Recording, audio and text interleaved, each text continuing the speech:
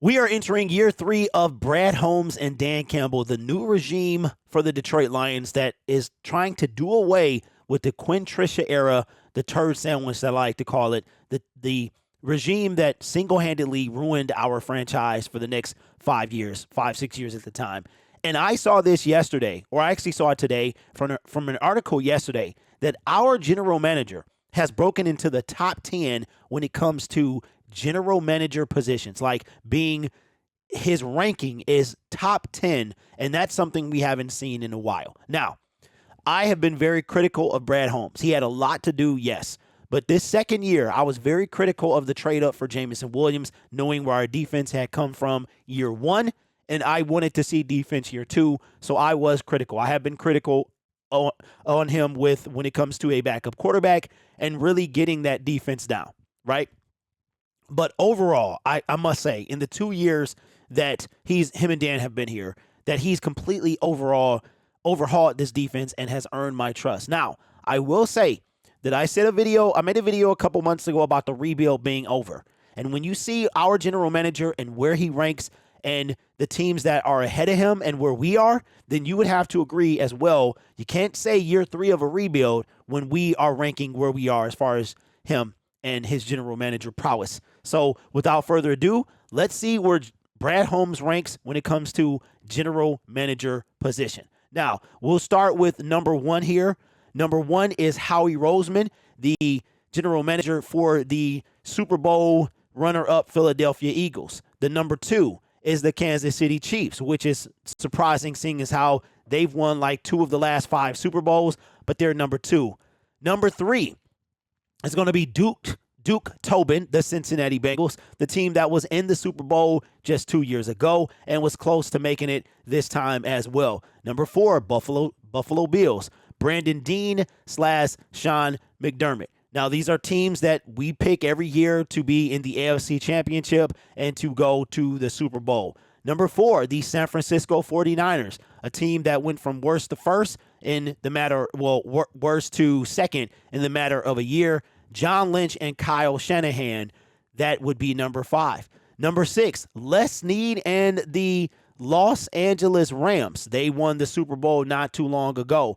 And number 7, our general manager, Brad Holmes. Here's what it had to say. This is coming from NFL.com. General managers sometimes peak in popularity a few years into a major rebuild. The hard part is keeping it going like Brandon Beane in Buffalo, rather than peaking too early like Steve Kim in Arizona, Dave Gettleman in Carolina, or Ryan Pace in Chicago. Holmes has done virtually no wrong since arriving. He preceded Dan Campbell by a week and pivoted from the Matthew Stafford era with a home run trade that helped quickly build a roster, spawning the most unbridled Lions enthusiasm in history. Getting to use the Rams' number 6 overall pick feels like a pivot point, the chance to go from a fun story to real contender. After 2 top-shelf drafts and a smart free agency haul that focused on improving the secondary, Holmes has more than earned the benefit over the ever-present doubt in Detroit. And he is sandwiched in between number 6, which is the Los Angeles Rams, number 8, the Green Bay Packers, number 9, the Seattle Seahawks, and to round out the top 10, Jerry Jones with the Dallas Cowboys. Brad Holmes has pretty much knocked it out the park. Year 1, kind of got a feel for what he was doing, and year 2, he really knocked it out the park. I know how I reacted with the Jameson Williams trade and draft, but you all know why. But if we look at his 2021 NFL draft, he took Penei Sewell, Levi Onwuzurike, Aleem McNeil, Ife Melifonwu, Amon-Ra St. Brown, Derek Barnes, and Jamar Jefferson.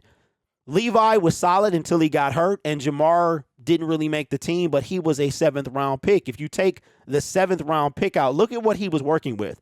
Due to Matt Patricia's incompetence and trading away a conditional 5th-round pick, I believe it was, for Everson Griffin back in 2020, Brad Holmes was left with 5 picks heading into the 2021 NFL draft, and he wound up flipping those 5 into 7 picks. So I can't be mad at this draft. He did the best he could with what he had, and this was before the Matthew Stafford trade.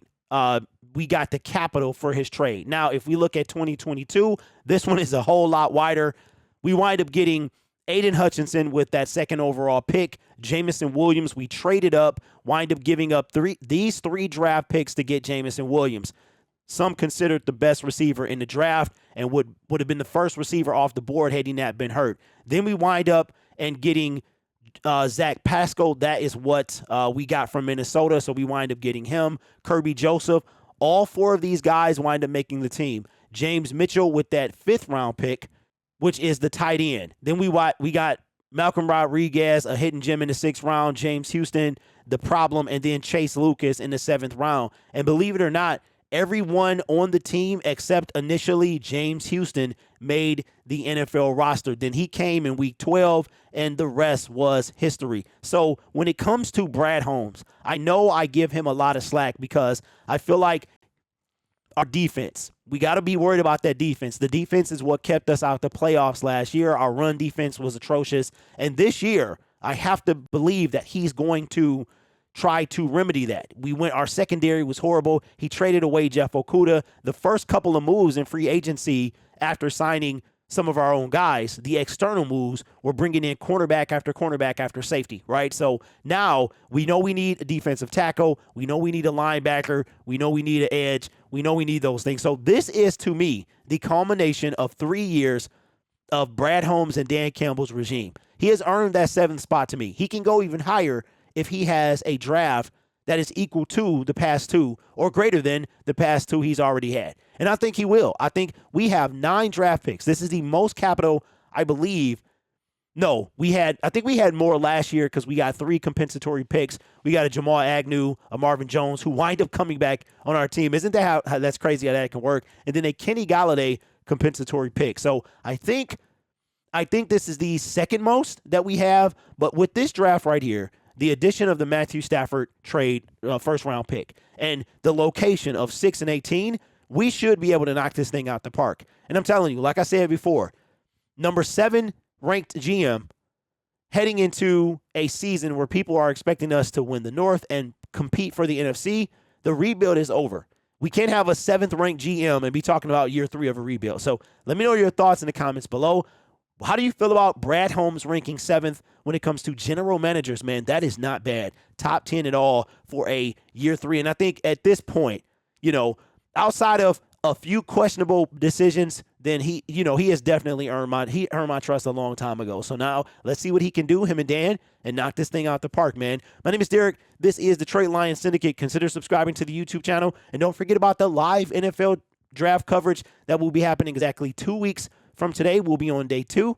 And consider subscribing because you don't want to miss it. You guys are awesome. Take care of yourself. And as always, go Lions.